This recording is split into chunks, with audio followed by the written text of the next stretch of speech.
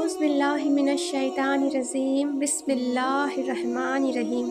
شروع اللہ تبارک و تعالیٰ کے نام سے جو بڑا مہربان اور نہایت رحم کرنے والا ہے۔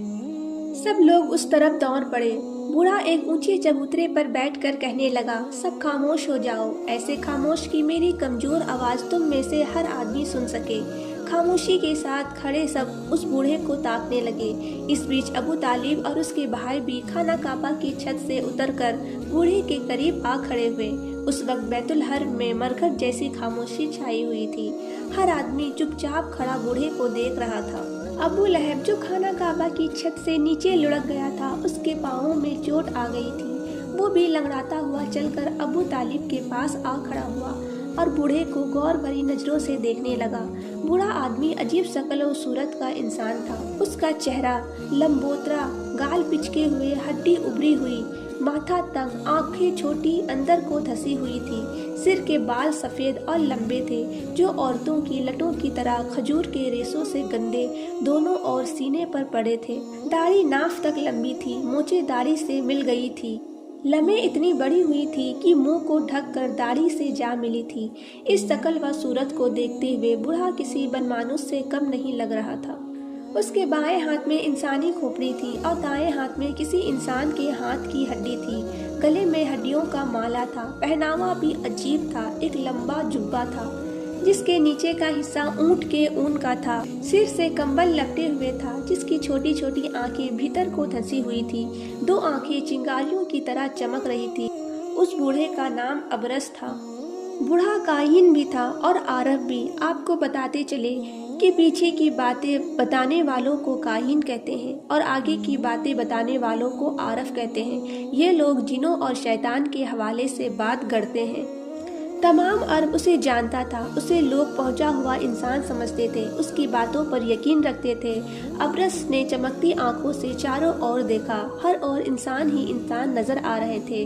سب خاموش کھڑے تھے، اس کی اور نظریں گڑی تھی۔ ابرس نے تیز آواز میں کہا، اے لات و حبل کے پوجنے والوں، شاید تم کو یاد ہوگا کہ آج سے پورے 40 سال پہلے اسی طرح کی روشنی اور اسی طرح کی چمک ایک بار پہلے بھی دیکھی جا چکی ہے۔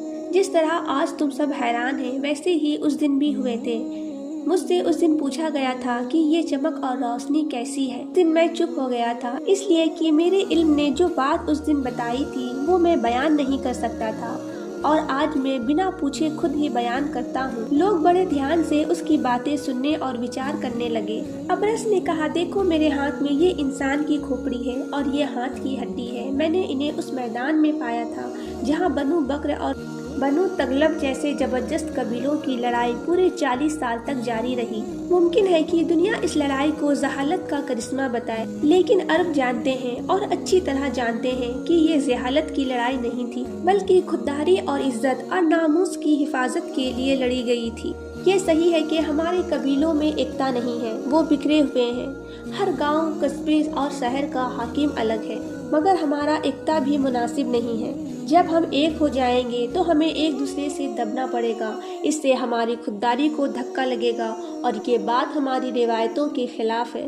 ابرس تقریر کر رہا تھا اور لوگ بڑے غور سے سن رہے تھے۔ اس نے آگے کہا، اے عرب کے سپوتوں، اس کھوپڑی کی اور دیکھو۔ اس کھوپڑی نے مجھے آگے کی باتیں بتا دی ہے۔ دنیا کروٹ لینے والی ہے، ایک بڑا انقلاب ہونے والا ہے، ہمارے معبودوں کو رسوا کیا جانے والا ہے۔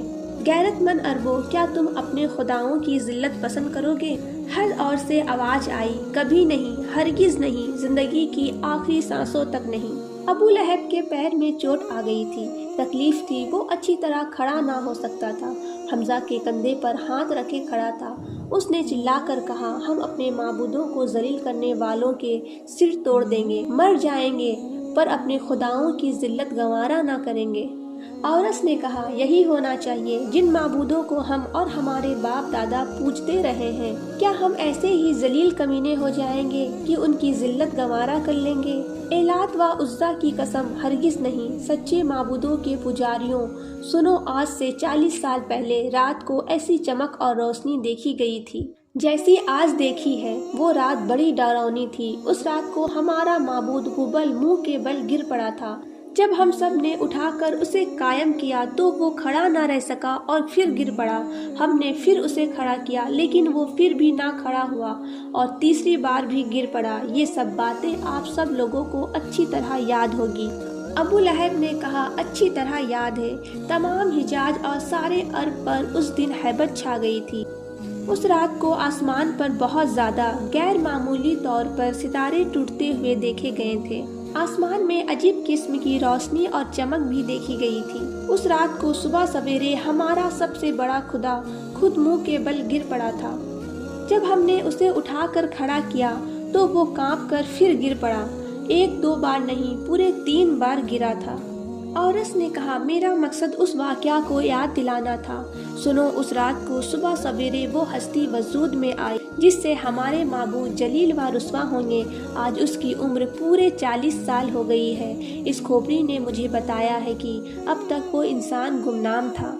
अब वो जाहिर होगा, बुतों के खिलाफ तकरीरें करेगा, बुत परस्ती से मना करेगा, खुदा परस्ती की तालीम देगा। आओ रो, खूब दिल खोल कर रो, हमारे माबूद भी हमसे रूठ जाएंगे। दुनिया अनदेखे खुदा के सामने झुक जाएगी। कैसा होगा वो जमाना। औरत की आंखें भीग गई। मजमे में से अक्सर लोग रोने लगे। अबू जहल ने कहा, मुकद्दस हबल की कसम, मैं हर उस आदमी को कत्ल कर डालूंगा जो अनदेखे खुदा को सजदा करेगा। औरस ने कहा, काश तुम ऐसा कर सकते, पर ये खोपड़ी कहती है कि ऐसा ना कर सकोगे। देखोगे अपनी आंखों से अपने माबूद की जिल्लत। औरस ने कहा, है क्यों नहीं, पहले तो आपस के झगड़े बंद करो, तमाम कबीले एक हो जाओ और वादा करो कि खुदा को मानने वालों की जोरदार मुखालफत करोगे, चाहे वो कोई भी हो, किसी कबीले का हो। उसको सताने में कोताही ना करोगे और कोशिश करके उसे कत्ल कर डालोगे। अरब में यूँ तो बहुत से कबीले थे, लेकिन उनमें से कुछ ही थे जिनका ज्यादा एहतराम किया जाता था। इनमें भी बनी हाशिम की सबसे ज्यादा इज्जत होती थी, क्योंकि खाना काबा का एहतराम तमाम कबीले करते थे। हर कबीले का माबूद बैतुल हरम में था, काबा मक्का में था। मक्का में बनी हाशिम की हुकूमत थी, इसलिए भी ये कबीला और कबीलों से मुमताज माना जाता था। अबरास को ये ख्याल हुआ था कि उनके माबूदों को जलील करने वाला अगर बनी हाशिम से हुआ तो बनी हाशिम के दबदबे और रोब की वजह से कोई इस तरफ देख ना सकेगा। इसलिए उसने ये चाल चली कि बैतुल हरम में सबसे इकरार लेना चाहा। अरबों की एक खास बात ये भी थी कि जो वो अहद व इकरार कर लेते थे उससे पीछे नहीं हटते थे, चाहे उसमें कितना ही माली और जानी नुकसान क्यों ना हो। तमाम अरबों ने झुक झुक कर अपने माबूदों का नाम लेकर अहद व इकरार किया कि वो अपने माबूदों को बुरा कहने वालों को कत्ल किए बिना नहीं छोड़ेंगे, चाहे उनका ताल्लुक किसी भी कबीले से हो। सबके बाद में अबू लहब ने कहा, काहिन, तुम शायद कबीला बनी हाशिम की ओर इशारा कर रहे हो। मैं वादा करता हूँ कि अगर ऐसा हमारे कबीले में होगा तो सबसे पहले मेरी तलवार उसके सर पर चमकेगी। फिर अब्रास ने बताया, मेरा ख्याल नहीं बल्कि मुझे खोपड़ी बता रही है कि माबूदों को कातिल करार देने वाला बनी हाशिम में से होगा। साफ लिखा हुआ था मोहम्मद। सब इस नाम को देखकर हैरान रह गए। हुजूर सल्लल्लाहु ताला अलैहि वसल्लम के आमद की बशारत। हजरत मोहम्मद सल्लल्लाहु ताला अलैहि वसल्लम अब्दुल्लाह के बेटे, अबू मुत्तलिब के पोते, अबू लहब, हमजा, अब्बास और अबू तालिब के भतीजे थे। मुआरखैन के कौल से आप 21 अप्रैल 571 ईस्वी रबीउल अव्वल के महीने में सन आमुल फिल सोमवार के दिन सूरज निकलने से पहले बहुत सुबह सवेरे पैदा हुए थे। अब आपकी उम्र 40 साल हो गई थी। लोग जानते थे और अच्छी तरह जानते थे कि आपसे ज्यादा सच्चा और अमानतदार कोई नहीं। बहुत कम बोलते, तन्हाई पसंद करते, कभी कभी पहाड़ों पर चले जाते, कई कई दिन वहाँ रहते, लेकिन अभी तक उनकी ओर से कोई ऐसी बात नहीं हुई थी जिससे ये गुमान किया जा सकता कि वो बुतों के खिलाफ आवाज उठाने वाले हैं। आपके वालिद का इंतकाल आपकी पैदाइश से पहले ही हो चुका था। जब आप 6 साल के हुए, आपकी वालिदा का भी इंतकाल हो गया। इस तरह आप बचपन ही में बाप और माँ के साये से महरूम हो गए। ماں باپ کی وفات کے بعد آپ دادا کی نگرانی میں رہے۔ جب 8 برس 2 ماہ 10 دن کے ہوئے تو آپ کے دادا ابو مطلب بھی اس دنیا سے گزر گئے۔ اب آپ کے چاچا ابو طالب آپ کے ولی ہوئے۔ آپ ان کے پاس رہ کر 40 سال کی عمر کو پہنچے۔ یوں تو پورا عرب آپ کے اچھے اخلاق اور برتاؤ کی وجہ سے آپ کو مانتا تھا، لیکن سب سے زیادہ ابو طالب آپ کو مانتے تھے۔ ابو طالب نے کہا، ابرس، کیا تم میرے بھتیجے پر الزام لگا کر کوئی فتنہ کھڑا کرنا چاہتے ہو؟ ہرگز ایسا نہ کرو، میں اسے برداشت نہیں کر سکتا۔ ابرس نے کہا، حضور، میں مقدس حبل کی قسم کھا کر کہتا ہوں کہ میں اپنی اور سے نہ کچھ کہہ رہا ہوں نہ کر رہا ہوں۔ میرا علم اس کھوپڑی کے ذریعے سے جو مجھے بتا رہا ہے وہی کہہ رہا ہوں۔ ابو طالب نے جوش میں آ کر کہا، تم جھوٹے ہو، تم کو ہمارے خاندان سے کوئی دشمنی ہے، اس دشمنی کو غیبدانی کے پردے میں نکال رہے ہو۔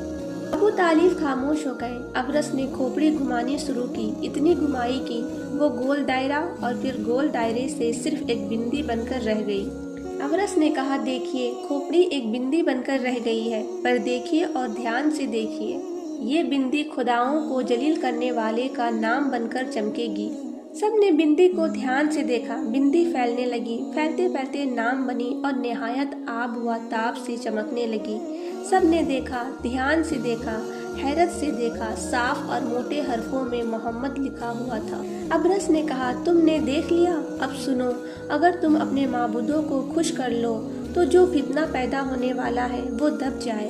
ابو لہب نے پوچھا، معبودوں کو خوش کرنے کا طریقہ کون سا ہے؟ ابرس نے کہا، یہ کھوپڑی جواب دے گی۔ کھوپڑی ابھی تک گھوم رہی تھی، اب نام غائب ہو گیا تھا اور صرف بندی ہی باقی رہ گئی تھی۔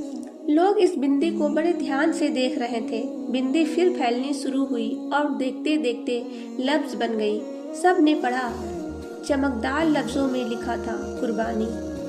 ویڈیو اچھی لگی ہو تو ویڈیو کو لائک اور چینل کو سبسکرائب کرتے ہوئے نوٹیفیکیشن بیل کو ضرور دبائیں، جس سے میری سبھی آنے والی ویڈیو کی نوٹیفیکیشن آپ کو آسانی سے مل سکے۔